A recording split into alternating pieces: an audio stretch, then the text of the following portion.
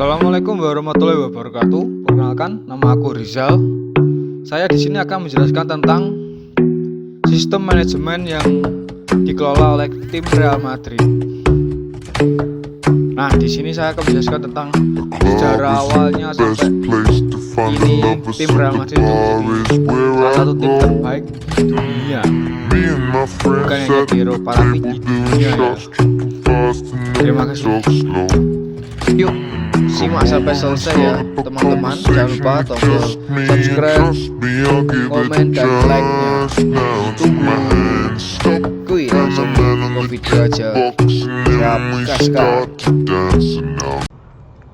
Real Madrid memiliki sistem manajemen yang komprehensif dan terorganisasi dalam mengembangkan tim mereka dari awal pembentukan hingga menjadi salah satu tim terbaik di dunia. Berikut adalah gambaran umum tentang bagaimana sistem manajemen Real Madrid beroperasi. 1.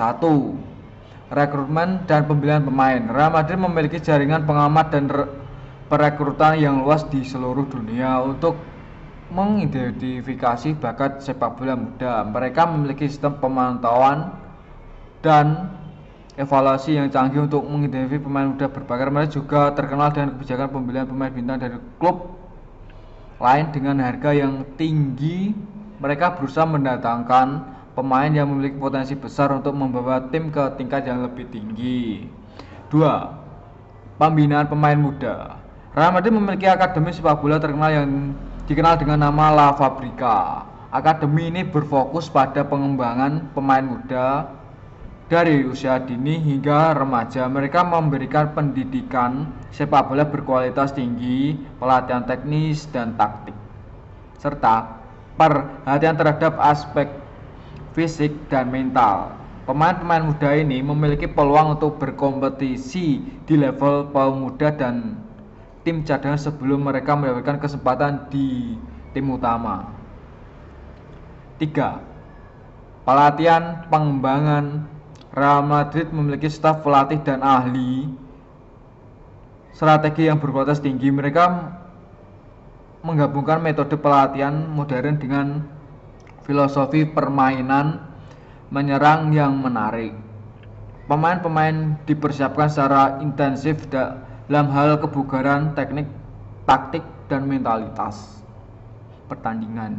Selain itu, tim juga dilengkapi dengan fasilitas perlengkapan yang lengkap dan canggih untuk memaksimalkan potensi pemain. 4. Strategi transfer.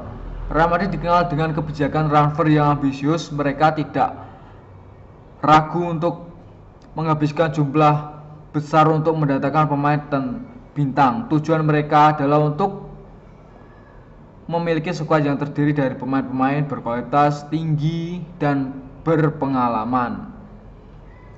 Dalam beberapa tahun terakhir, Real Madrid juga memberikan perhatian besar pada pengembangan pemain muda mereka sendiri dan mencoba untuk mengintegrasikan ke dalam tim utama. 5. Kepemimpinan dan stabilitas. Real Madrid memiliki kepemimpinan yang kuat dan stabil dalam klub. Presiden dari Dewan Direktur memiliki visi jangka panjang untuk mengembangkan tim. Mereka mengambil keputusan strategi yang mendukung keberhasilan jangka panjang klub, termasuk pengangkatan manajer yang tepat dan dukungan keuangan yang cukup untuk transfer pemain. Budaya.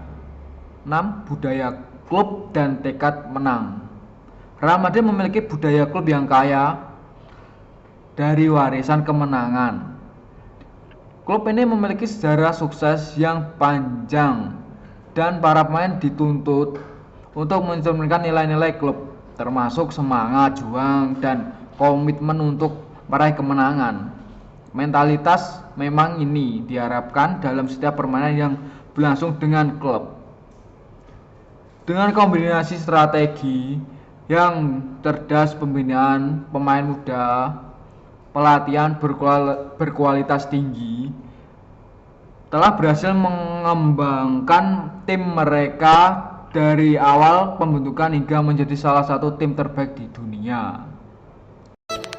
Nih tak sepil hasil kejayaan Real Madrid di tahun ini dan tahun sebelumnya yang menjadi kayaknya tim terbaik di dunia. Let's go.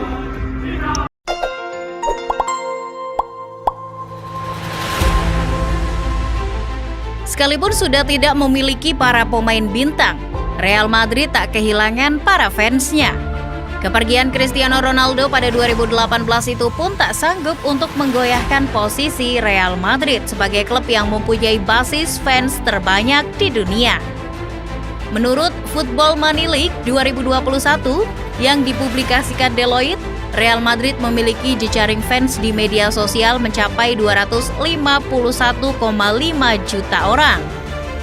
Real Madrid berhasil mengungguli FC Barcelona yang mempunyai 248 juta fans. Sementara di bawah Blaugrana ada Manchester United dengan 140,8 juta fans dan Juventus dengan 102,9 juta fans. Sedangkan tim asal London Chelsea berada di bawahnya dengan 93,2 juta fans. Jika kamu bertanya, bagaimana dengan PSG? Yaps, Les Parisiens berada di peringkat ke-7 dengan 89,6 juta fans di jagat maya. Angka yang masih kalah dengan Liverpool yang berada di atasnya dengan 91,7 juta. Banyaknya fans Real Madrid sangat masuk akal. Apalagi tim berjuluk Los Blancos itu mempunyai prestasi yang sangat mentereng. Bahkan, ada satu prestasi yang tidak mampu dimiliki tim-tim besar lain. Prestasi yang boleh jadi membuat para Madridista wajib sombong. Gelar itu adalah FIFA Club of the Century atau simbol klub sepak bola terbaik abad ke-20. Los Galacticos menerima gelar itu di Roma pada 11 Desember 2000. Uniknya lagi, sepanjang sejarah, baru Real Madrid yang mendapat anugerah tersebut. Kenapa Real Madrid mendapatkan gelar itu? Tentu kamu yang bukan fans Real Madrid bakal uring-uringan sendiri. Kenapa bisa Real Madrid mendapat penghargaan yang paling spesial di dunia sepak bola tersebut? Bagi Cules, tentu Barca lebih cocok. Atau bagi Mancunian, Manchester United jauh lebih pantas karena punya sejarah yang bagus. Ya, walaupun skuad paling monumental MU hanya class of 92. El Real mendapatkan gelar itu setelah menang jejak pendapat di FIFA Magazine yang dilakukan secara terbatas. Hasilnya, Los Merengues sukses mengemas 42,35% suara. Angka tersebut berada jauh sekali di atas Manchester United yang duduk di tangga kedua dengan torehan 9,69% suara. Dan Bayern Munich di peringkat ketiga dengan 8,18%. Sementara itu, rival Real Madrid FC Barcelona hanya mampu mendulang 8,18% suara. Wow, perbedaan angka yang begitu mencolok di mata, bukan? Sebuah ketimpangan dunia sepak bola yang nyata. Memang pada saat itu, Real Madrid sudah mengoleksi banyak gelar, maka para fans juga pantas untuk sombong karena itu. Sejak lahir pada 1902 sampai 2000, 8 Piala Eropa berhasil didapatkan El Real.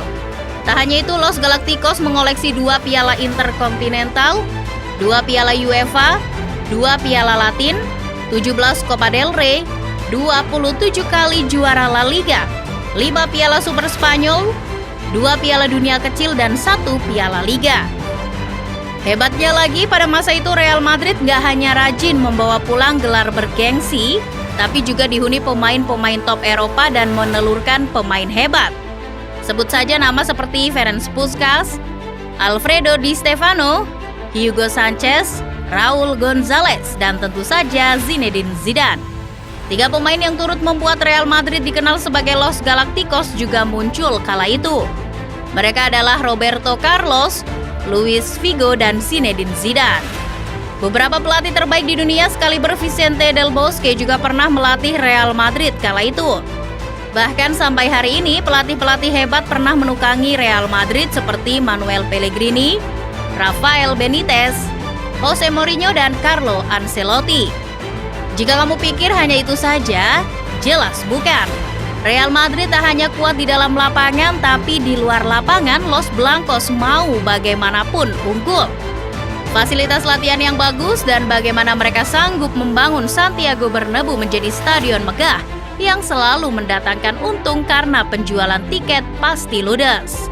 Kegemilangan Real Madrid sebagai klub terbaik abad ini bukan hanya FIFA yang bilang. Sebuah studi dari Federasi Internasional Sejarah dan Statistik Sepak Bola pun menempatkan Real Madrid di posisi teratas.